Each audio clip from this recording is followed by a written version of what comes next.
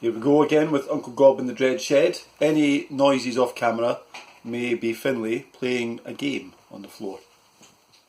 Just ignore him. Chapter 26. A sad chapter. No matter how much working on it stuff went on, I'm afraid to say that this was the moment that we've all been dreading. The word dreading should give you a clue as to what is about to happen. Dr. Roop-de-doop grabbed Cracker-Snacker and Uncle Gobb grabbed Malcolm, opened the door of the Dread Shed, pushed them inside and closed the door behind them. Slam. Chapter 27. Part of the chorus of an old French song. Oe metelot nave sur le flotte, I think. I don't speak French. The tune for this chorus is rather jolly, even though the song is about some sailors who want to eat a little boy. The reason why it's turned up at this point in the story is because Malcolm and Cracker-Snacker know this song from their French lessons. Mr. Keenly sings it very well. Janet likes the way Mr. Keenly sings it. Malcolm and Cracker-Snacker sing the song whenever things aren't looking too good, especially as it's about some sailors who want to eat a little boy.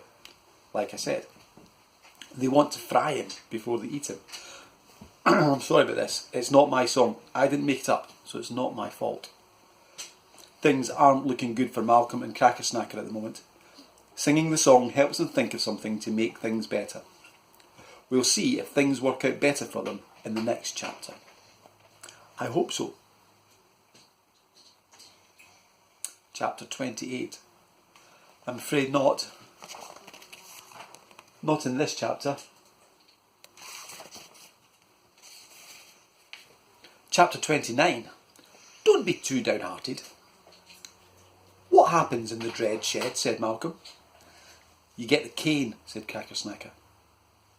What is that? Said Malcolm. Some kind of present? Nope, said Cracker-Snacker. It's the wax, the beats, a licking. They beat you with a stick. Why? Said Malcolm. I don't know why, said Cracker-Snacker. Something to do with getting better. Better than what? Said Malcolm. Better than you were before, said Cracker-Snacker. Oh, good, said Malcolm. Let's get the cane then. No, said Cracker-Snacker. It really hurts. And that makes you better, said Malcolm. That's what they say, said Cracker-Snacker. Malcolm and Cracker-Snacker sat in the dark of the Dread Shed for a while. Chapter 30. Dark. This page is to show you how dark it was inside the Dread Shed. I can't see Malcolm or Cracker-Snacker, so you can see it was pretty dark. Pretty dark. Yeah. Chapter 31. A good ending. Malcolm moved a bit closer to Cracker-Snacker. I don't like it in here. I want to get out. But no one's ever escaped from here apart from Clint Eastwood in a movie. I think that was Alcatraz, said Malcolm. This is the Dread Shed. Ah, yes, said Cracker-Snacker. Can you remember how Clint Eastwood got out of Alcatraz? Yes, said Malcolm. He spooned his way out. Well, that's it, said Cracker-Snacker excitedly. We spoon our way out. What sort of spoon did he have? I think it was a little spoon, said Malcolm. Ah, blow it, said Cracker-Snacker. We haven't got a little spoon. A voice came from outside. Are you two sorry?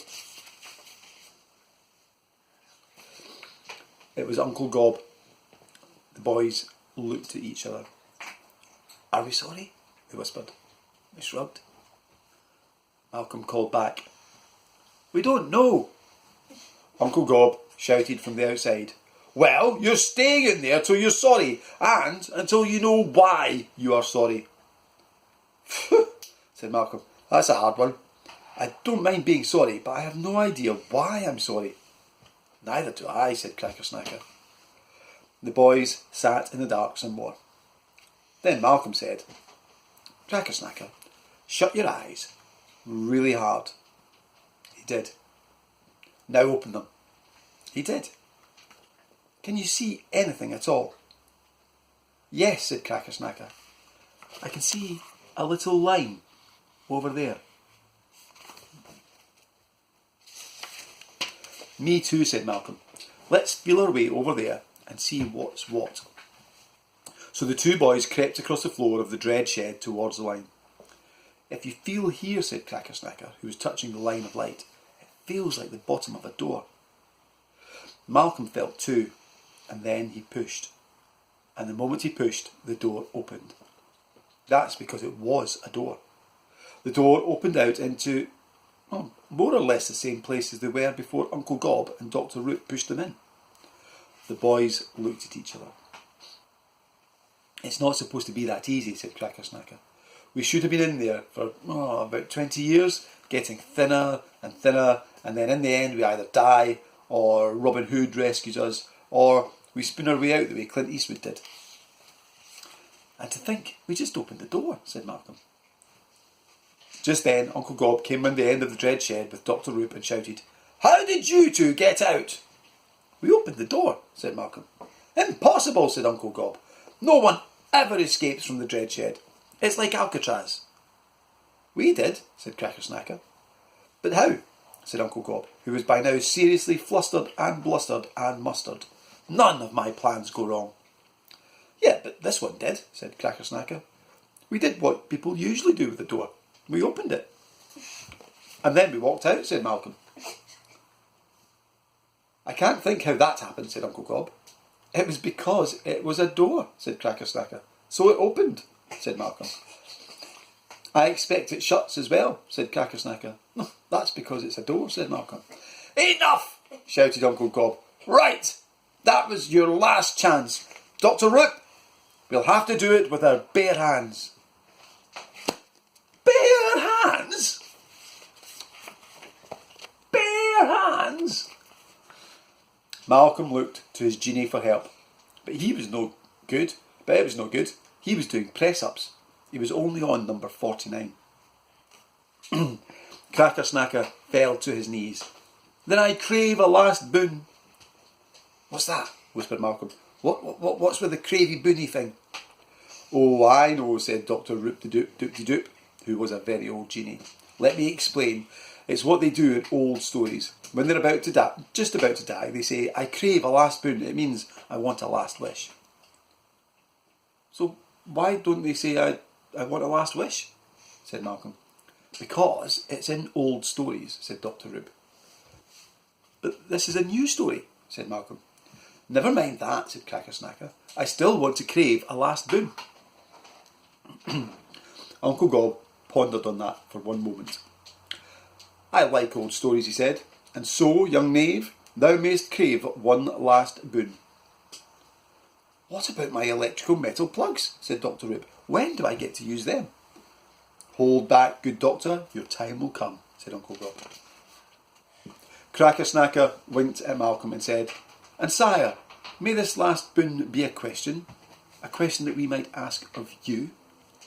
Indeed, forsooth, said Uncle Gobb, who was beginning to enjoy himself talking in this old way. Crackersnacker winked at Malcolm again, though Malcolm had no idea what all the winking was about.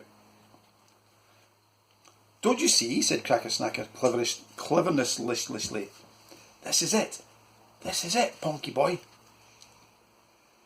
As this is getting quite exciting and confusing at the same time, I think we need a very short rest.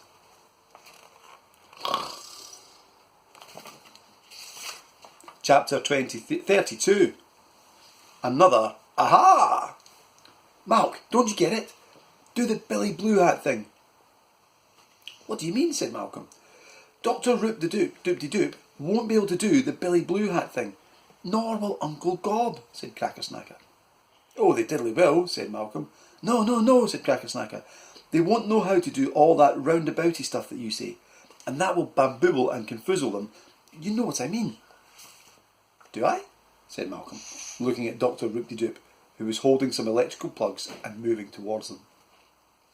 Yes, shouted Crackersnacker desperately. Not that Billy's hat is blue thing, not that he's wearing a hat because it's raining. Your stuff, your brilliant stuff, Ponky boy. Go on, quick, before Gobb's genie sticks the plugs in us. There was a silence while Malcolm did some hard thinking, and then he shouted, How do you know that the hat that Billy is wearing is his own hat? Dr. Roop-de-Doop stopped. Right there, in his tracks. He was absolutely still going forward. I mean, he wasn't going forward. And, Malcolm hesitated. He turned to Uncle Gobb. Is Billy wearing the hat because once a bully kid had stolen it from him and now wearing it showed the bully kid that he wasn't afraid of him anymore, yeah? There was more silence. Uncle Gobb cleared his throat. His face went red. His face went red. He didn't know the answer. He just stood still, spluttering, muttering, guttering and buttering. In fact, he spluttered and muttered and guttered and buttered himself to a standstill. A standstill. He was utterly bamboozled and confused. See that? Whispered Crackersnacker. You know what this means, Malk? What? Said Malcolm. It's his downfall, and I'm pretty sure he's going to leave us alone now, said Crackersnacker. That's a major thingy you've done there, Ponky boy. Chapter 33. The standstill means that's it. Or is it? Something very important happened straight after Uncle Gobb's standstill. Dr. Roop disappeared in a puff of smoke. Uncle Gobb had no more power over Dr. Roop, just like a stone has no power over the frog sitting on it. With Dr. Roop gone, Malcolm's genie didn't see much point in hanging about either. He disappeared off in a puff of smoke too. Crackersnacker whispered to Malcolm, maybe they'll go off to some sort of genie cafe and wait there till the next time they're called. Just then, Malcolm's mum appeared. Oh, Derek, I didn't know you were picking up Malcolm. Uncle Gobb was still in his standstill, so he couldn't answer. Crackersnacker winked. Malcolm turned his face into a question mark. He can't move, said Crackersnacker. All you have to do now is go home and you've got what you wanted all along. See him, stand still. You've got rid of him, Ponky boy. Malcolm looked at his mum. Come on, Mum, I want to get home. Sofa Soccer's on TV. They started walking down the street away from Uncle Gobb. What's that? Said Mum. Celebrities sit on sofas trying to score goals with a mini football, Malcolm said. What do they use for goals? Mum asked. The sofas, said Malcolm. They were getting further and further away from Uncle Gobb, who was still very still in his standstill. Crackersnacker winked and nodded at Malcolm and looked back over his shoulder. They both looked back at Uncle Gobb, but that was a big mistake. Mum noticed what Malcolm and Crackersnacker did. She turned round and called to Uncle Gobb. Pop to the shop, would you, Derek? We need some beans. Uncle Gobb snapped out of his standstill and scurried off to the shop. Oh dear. Malcolm knew, you know, and I know that means. It means Uncle Gobb will come back. Oh no. And you know what Uncle Gobb coming back means? It means that we'll meet him again. But that'll have to be in another book. Is this possible? Chapter 34. Yes, I think that can be arranged. The end. Hope you enjoyed that. I did. Bye.